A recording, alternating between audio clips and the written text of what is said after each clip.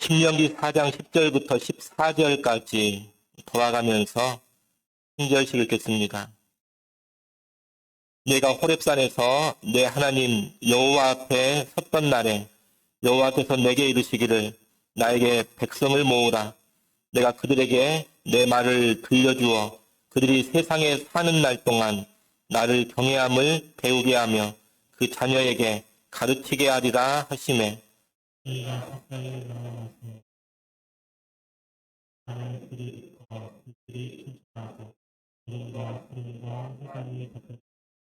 여호와께서 불길 중에서 너희에게 말씀하시되 음성뿐이므로 너희가 그 말소리만 듣고 형상은 보지 못하였느니라.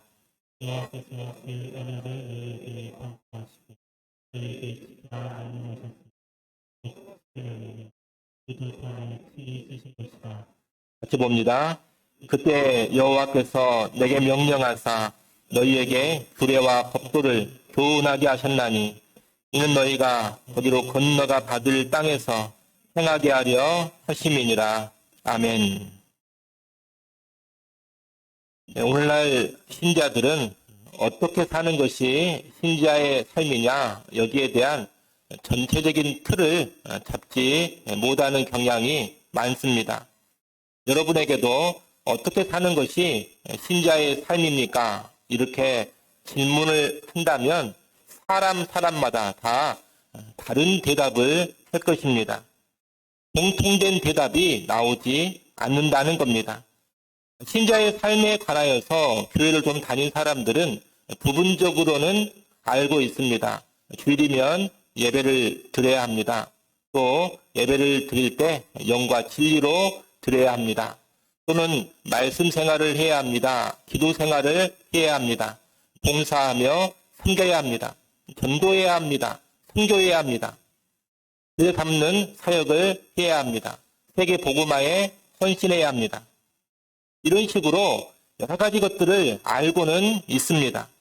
참 맞는 말입니다. 신자는 그렇게 살아야 합니다. 하지만 이런 것들은 다 부분적인 신자의 삶입니다. 신자의 삶을 그렇게 다들 부분으로만 알고 있기 때문에 신자의 삶에 대한 답이 사람마다 다릅니다. 또 교회마다 다릅니다. 각 교회마다 강조하는 것들이 있는데 자기 교회에서 강조하는 것, 이것을 신자의 삶이다 이렇게 생각을 합니다. 예컨대 예배를 강조하는 교회를 다니면 예배 잘 드리는 것이 신자의 삶이다 이렇게 생각을 하고, 기도를 강조하는 교회를 다니면 기도를 열심히 하는 것이 신자의 삶이다. 또는 말씀을 강조하는 교회를 다니면 말씀을 잘 묵상하고 살아가는 것이 신자의 삶이다. 이런 식으로 생각을 한다는 겁니다. 물론 이런 것이 틀린 것은 아닙니다. 하지만 신자의 삶을 전체적으로 아우를 수 있는 큰 틀을 가지고 있어야 합니다. 부분적이고 파편적인 삶이 아닌 총체적인 신자의 삶을 알아야 한다는 겁니다. 그리고 이 총체적인 신자의 삶은 모든 신자, 모든 교회에서 공통적인 답으로 나와야 합니다.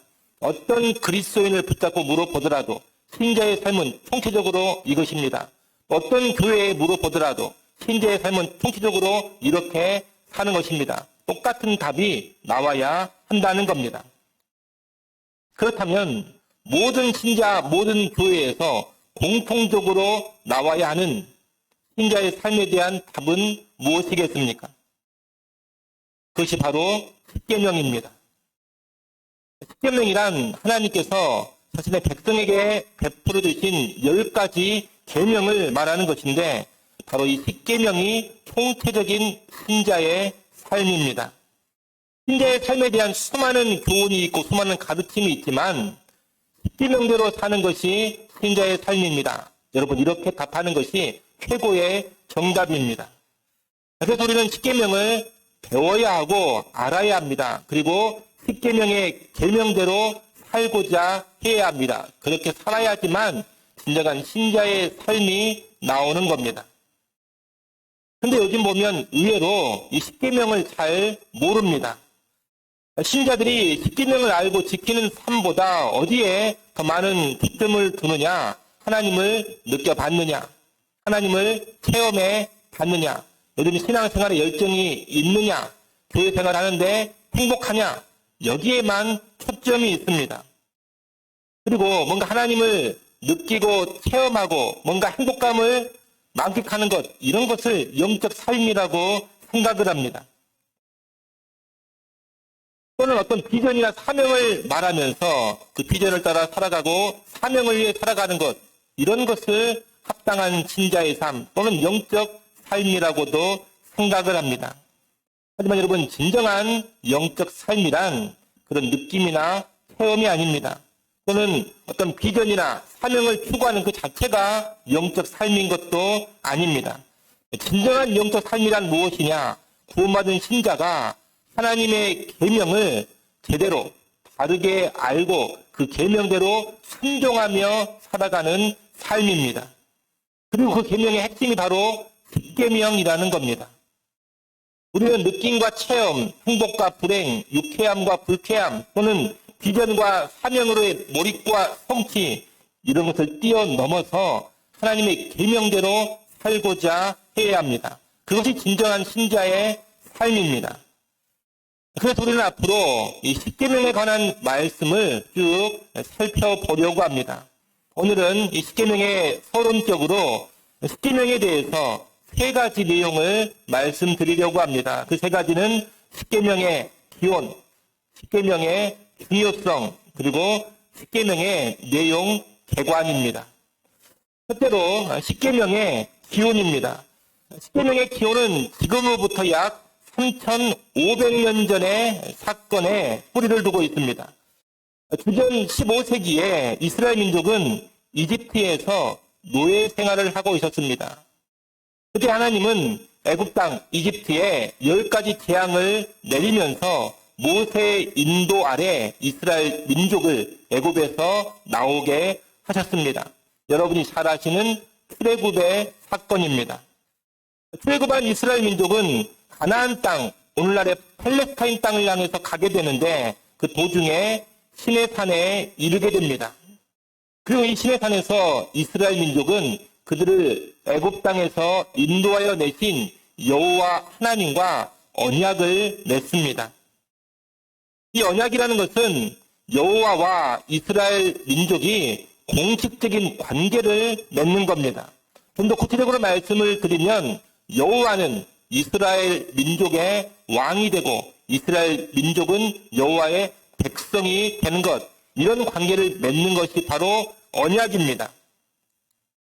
언약을 맺게 되면 여호와는 왕으로서 이스라엘을 다스리고 보호하시고 인도해 가십니다. 그리고 이스라엘은 왕이신 여호와 하나님의 통치를 받으며 여호와를 따르고 여호와를 섬기게 되는 겁니다.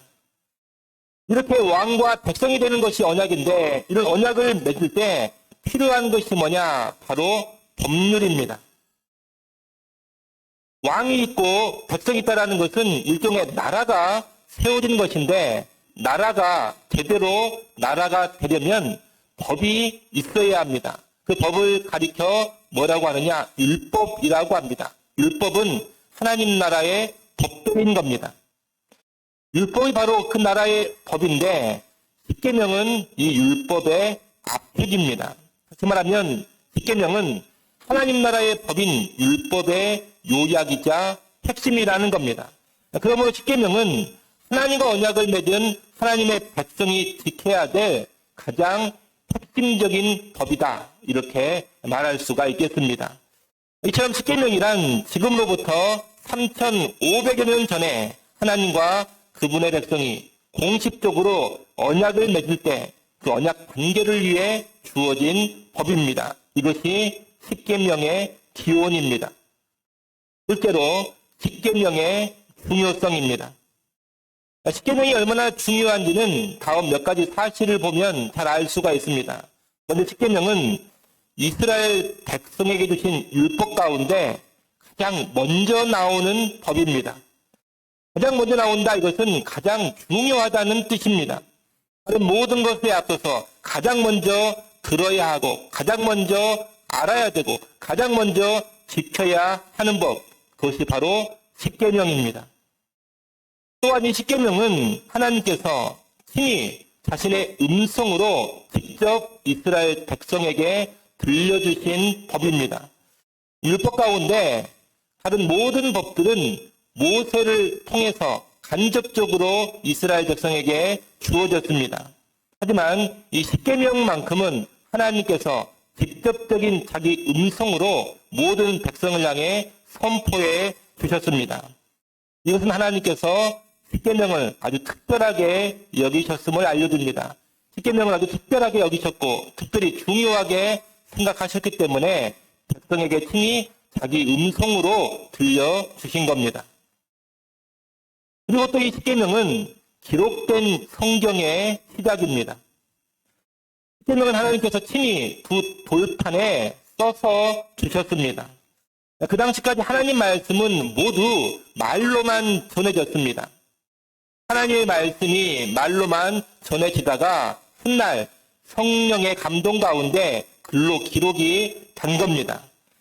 그런데 이 십계명은 하나님께서 말로 선포하신 후에 바로 돌판에 기록되어서 이스라엘 백성에게 주어졌습니다. 그래서 뭐라고 말할 수 있느냐? 최초로 기록된 성경의 말씀이 바로 이 십계명이다. 이렇게 말할 수가 있습니다. 이 또한 십계명이 얼마나 중요한지를 알려줍니다. 끝으로 십계명은 성막의 지성소에 있는 언약궤 안에 넣어두도록 명령되어졌습니다. 성막이라는 것은 하나님의 임재가 있는 장소입니다. 그리고 이스라엘의 중심입니다. 하나님의 임재가 있는 이 성막 중에서 또 중심이 있는데 거기가 어디냐? 성막의 지성소입니다. 지성소는 성막의 중심, 핵심인 겁니다. 그런데 이 지성소에 또 핵심이 있습니다. 지성소의 핵심은 무엇이냐? 지성소 안에 있는 언약궤입니다. 다시 말씀드리면 이스라엘의 중심은 하나님의 임재가 있는 성막이고 성막의 중심은 지성소이고 이 지성소의 중심이 언약궤입니다. 그러니 언약궤는 하나님의 임재와 연관해서 중심 중의 중심이고 핵심 중의 핵심입니다. 그런데 바로 이 언약궤 안에 무엇이 들어있느냐? 십계명이 기록된 두 돌판이 들어있습니다. 하나님이 임재하시는 최고 핵심 부분에 십계명의 두 돌판이 있다는 것은 무슨 뜻이겠습니까? 십계명이 곧 임재하신 하나님의 뜻이요. 이 뜻에 순종하는 것이 하나님의 임재가 있는 삶이라는 겁니다. 여러분, 하나님의 임재가 있는 삶이란 다른 것이 아닙니다. 십계명을 지키면서 살아가는 겁니다. 특별한 체험을 하고 감정적으로 뜨거워지고 황홀경을 맛보는 것이 하나님의 임재가 아닙니다. 그것이 임재의 본질이 아니라는 겁니다. 십계명을 바로 알고 그 십계명을 지키며 살아가는 것, 여러분 이것이 진정한 하나님의 임재가 있는 삶입니다. 특히 십계명의 두 돌판이 비치된 이 성막은 어떤 장소냐? 예배의 장소입니다.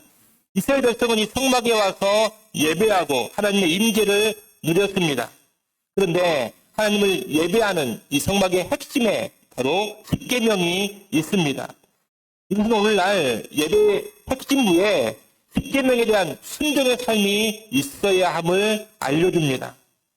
여러분, 이스라엘 백성은 단지 내가 성막에 왔다, 성막에 와서 제사 드렸다, 이것으로만 만족을 하면 안 됩니다. 하나님께 성막에 와서 제사를 드리는 가운데 눈물, 콧물 다 짜내도 내가 하나님을 만났다 이렇게 고백을 해도 십계명을 무시하고 살면 아무런 의미가 없는 겁니다. 하나님이 주신 그 계명을 알고 지켜야지만 진짜 하나님을 제대로 예배하고 있는 겁니다. 그것이 진짜 예배고 그것이 진정한 하나님의 임재를 누리는 삶이라는 겁니다. 이처럼 하나님의 임재 그리고 예배의 핵심에 십계명이 있기 때문에 이 십계명이 너무나도 중요한 것입니다. 십계명의 중요성과 연관해서 이상 4가지를 말씀을 드렸습니다. 십계명은 가장 먼저 나오는 법입니다. 십계명은 하나님께서 자신의 음성으로 직접 백성에게 들려주신 법입니다.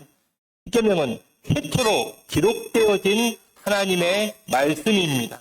십계명은 하나님 임재의 핵심인 언약궤에 보관된 말씀입니다.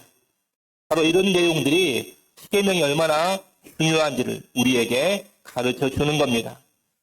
마지막 세 번째로 십계명의 내용 개관입니다. 우리가 앞으로 십계명을 하나씩 구체적으로 살펴볼 텐데 그에 앞서서 전체적인 내용을 개괄적으로 아는 것이 필요합니다. 일단 십계명의 10가지 법을 간단히 보면 이렇게 정리할 수가 있겠습니다. 화면에 PPT를 한번 봐주십시오.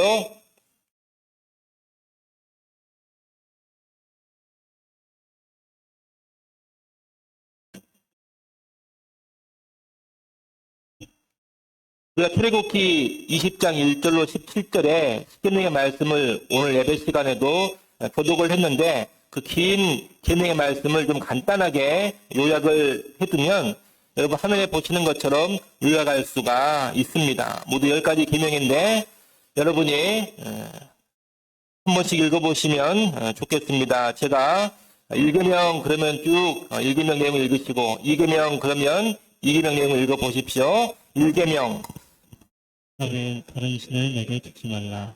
2계명 우상을 섬기지 말라. 3계명 여호와 이름을 영영되이 부르지 말라. 4계명 안식일을 기억하여 거룩히 지키라. 5계명 내 부모를 존경하라. 6계명 살인하지 말라. 7계명 간음하지 말라. 8계명 도둑질하지 말라. 9계명 거짓 증거하지 말라. 10계명 내 이웃의 집을 탐하지 말라. 예, 여러분 이것이 출애굽기 20장에 있는 십계명의 말씀을 좀 더 간단하게 요약을 해놓은 겁니다. 여러분 십계명이 기록된 출애굽기 20장 1절로 17절은 신자라면 암송을 해둬야 하는 부분입니다. 그런데 혹시라도 그 부분의 말씀이 너무 길어가지고 암송하기가 버겁다 싶으면 방금 여러분이 읽으신 이 내용으로라도 요약된 계명으로라도 암기를 하고 있어야 합니다. 신자가 지켜야 될 최고의 법이기 때문에 외워둬야 하는 겁니다. 우리가 방금 본 이 10가지 계명, 십계명은 내용상 2가지로 구분할 수가 있겠습니다. 다음 화면을 한번 보십시오. 1계명부터 4계명까지는 하나님을 향한 의무가 되는 계명입니다. 이 4가지 계명은 하나님을 사랑하라 이런 말로 요약을 할 수가 있습니다. 5계명부터 10계명까지는 사람에 대한 의무가 되는 계명입니다. 이 6가지 계명은 내 이웃을 사랑하라 이 말로 요약을 할 수가 있습니다. 그래서 예수님께서도 마가복음 12장 29절로 31절에 보면 이렇게 말씀을 하셨습니다. 마가복음 12장 29절부터 31절까지 예수님께서 십계명을 2 부분으로 요약해 주신 건데 여러분이 한번 읽어보십시오. 읽습니다. 예수께서 대답하시되 첫째는 이것이니 이스라엘아 들으라. 그것 우리 하나님은 유일한 것이라. 내 마음을 다하고 목숨을 다하고 뜻을 다하고 힘을 다하여 그 너의 하나님을 사랑하라 하신 것이요. 둘째는 이것이니 내 이웃을 내 자신과 같이 사랑하라 하신 것이라. 이보다 더 큰 계명이 없느니라. 아멘. 여러분 이렇게 십계명은 예수님이 요약해 주신 것처럼 하나님 사랑과 이웃 사랑 2가지로 압축, 요약을 할 수가 있습니다. 그리고 이것을 더욱더 압축을 해본다면 딱 한마디로 사랑 이렇게 요약할 수가 있겠습니다. 그렇게 볼 때 신자의 삶의 본질은 무엇이겠습니까? 신자의 삶의 본질은 사랑입니다. 여러분 신자의 삶은 한마디로 말하면 사랑이다. 이것을 마음 깊이 새기시기를 바랍니다. 신자는 사랑하면서 살아야 합니다. 하나님을 사랑하고 이웃을 사랑하면서 살아야 합니다. 그런데 막연하게 하나님 사랑, 이웃 사랑 이럴 것이 아닙니다. 하나님 사랑과 이웃 사랑은 구체적으로 실천을 해야 합니다. 그 구체적인 방법이 바로 10개의 계명, 십계명입니다. 계명을 따라서 살아가면 그것이 가장 온전한 하나님 사랑이 되고 온전한 이웃 사랑, 사람 사랑이 되는 겁니다. 오늘날 교회는 종종 이런 사랑의 삶을 등한시해버리고 봉사나 헌신, 비전이나 사명을 더 앞세우는 경우가 많습니다. 교회가 제시한 어떤 비전이나 사명이 있는데 교회가 제시하는 비전이나 사명에 헌신, 매진하는 것을 신자의 삶으로 강조하기도 합니다. 하지만 여러분, 그런 것은 바람직하지 않습니다. 비전, 사명보다 무엇이 더 중요하냐? 사랑이 더 중요합니다. 헌신보다도 무엇이 더 중요하냐? 사랑이 더 중요합니다.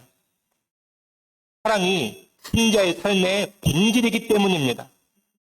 비전, 사명, 헌신 이런 것도 철저히 어디에서 나와야 하느냐? 사랑에서 나와야 합니다. 사랑에서 나오지 않는 비전이나 헌신은 아무런 의미가 없습니다.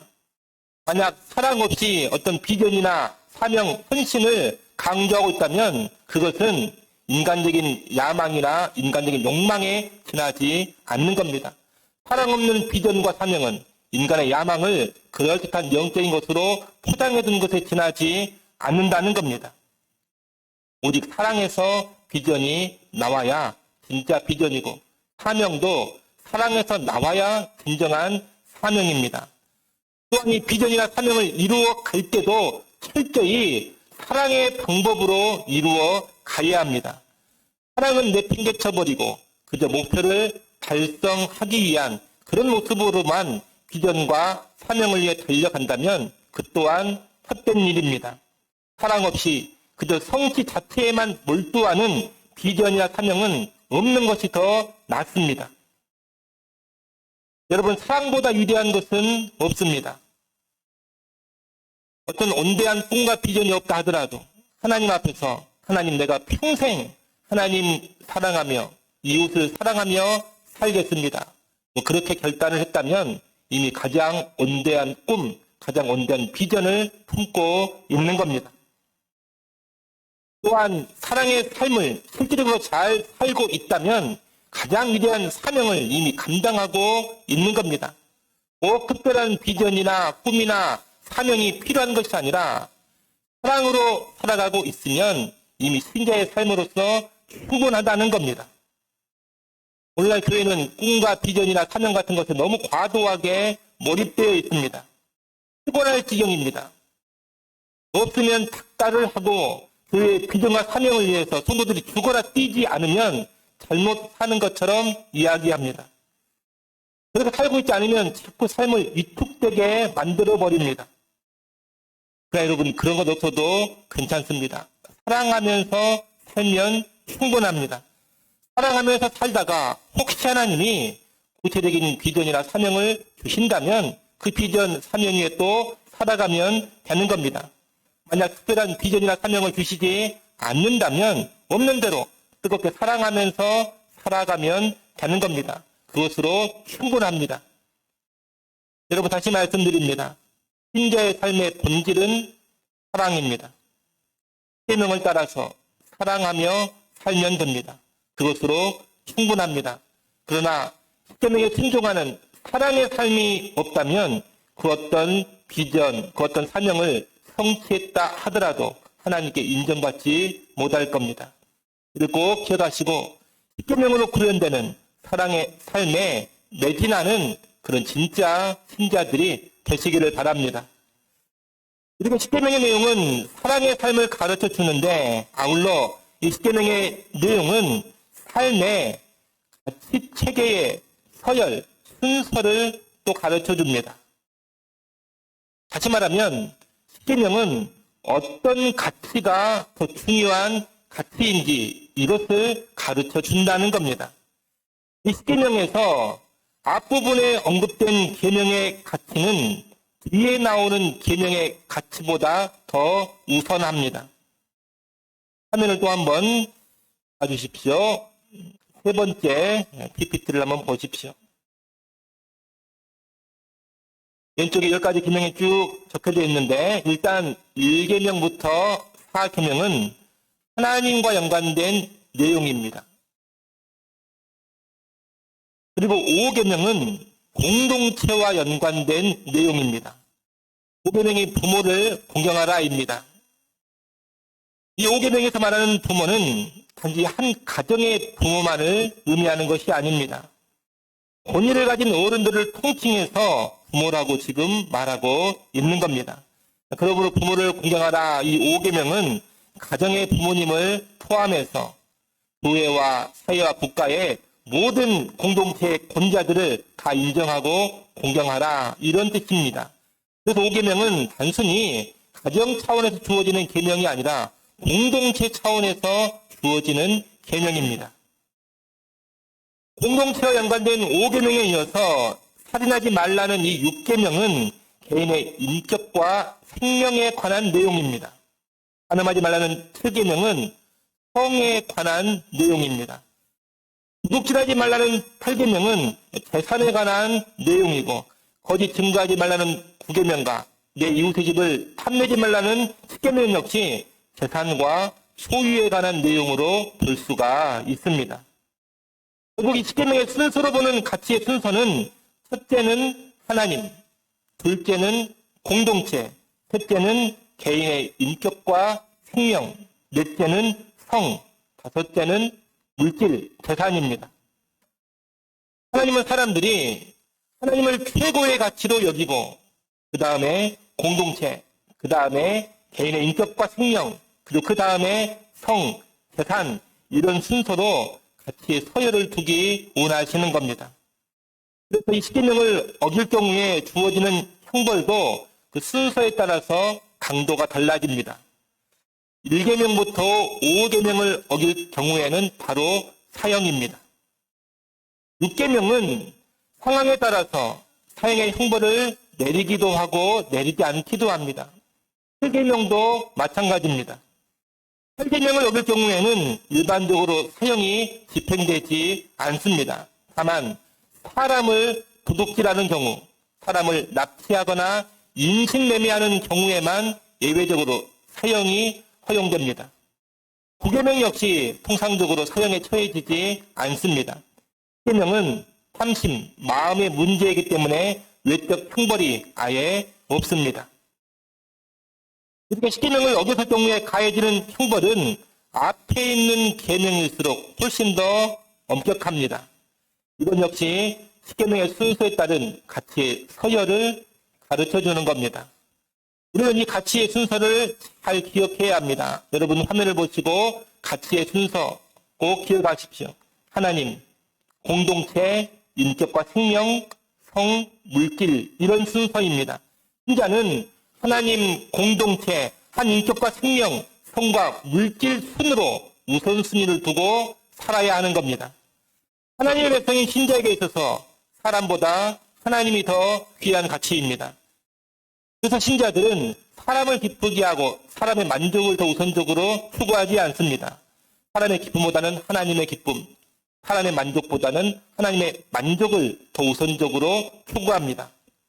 또한 한 인간의 인격과 생명은 참으로 귀하지만 그럼에도 불구하고 공동체보다 한 개인을 더 위에 두는 것은 성경적이지 않습니다.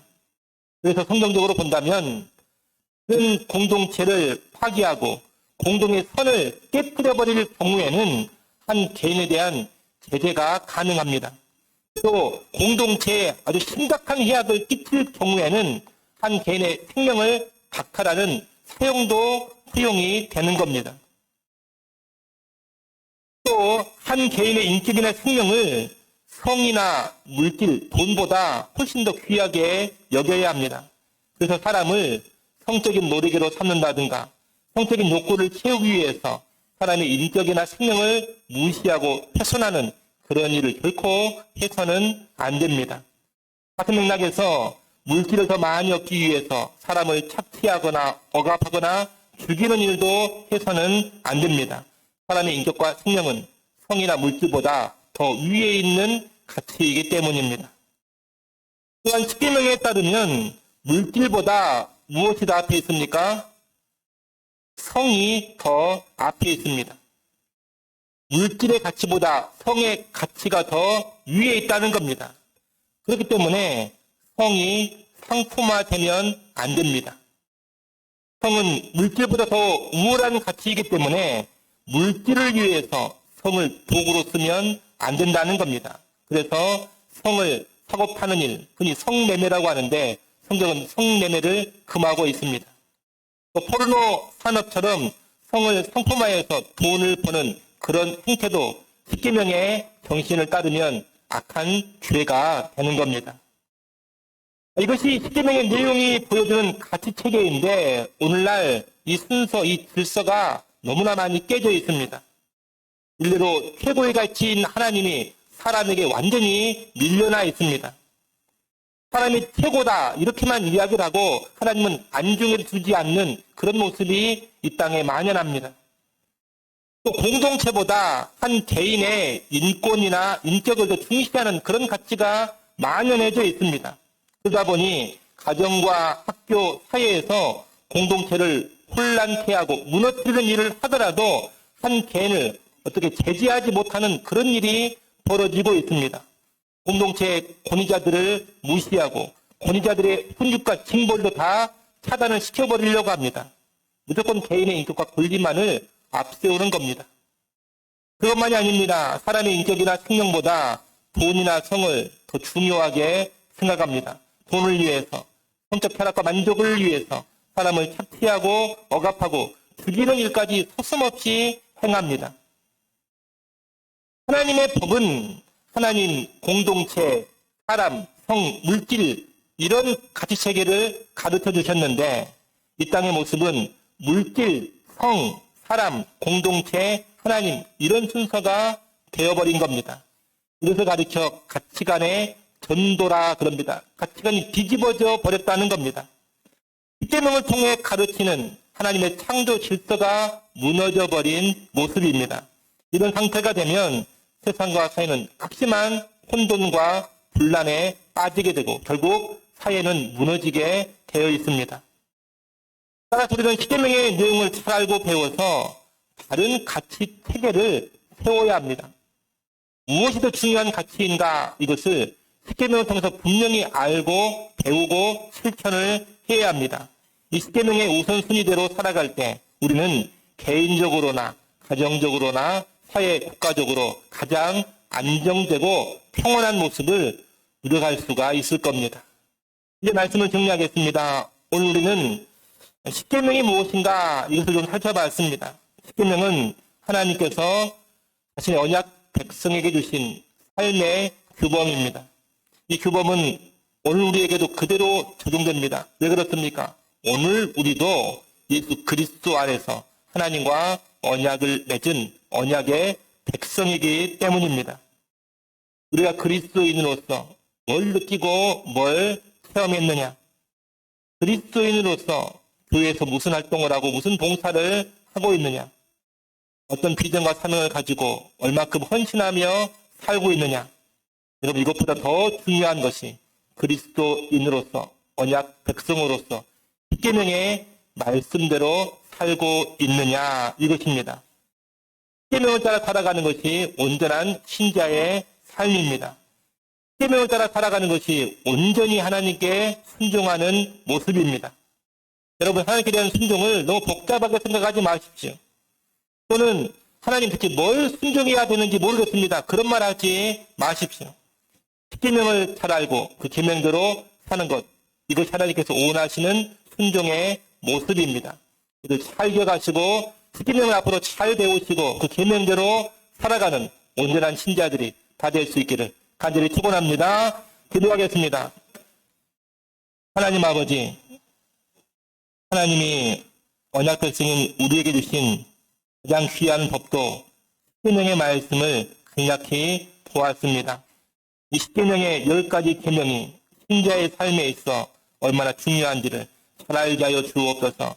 이 10가지 계명이 총체적인 신자의 삶이라는 것을 알게 하셔서 이 계명 따라 살아가는 신자들 되게 하여 주옵소서. 또한 이 십계명이 하나님의 임재를 누리는 핵심임을 알게 하셔서 십계명에 가르치는 사랑의 삶 가운데 하나님의 임재를 제대로 누려가게 하여 주옵소서.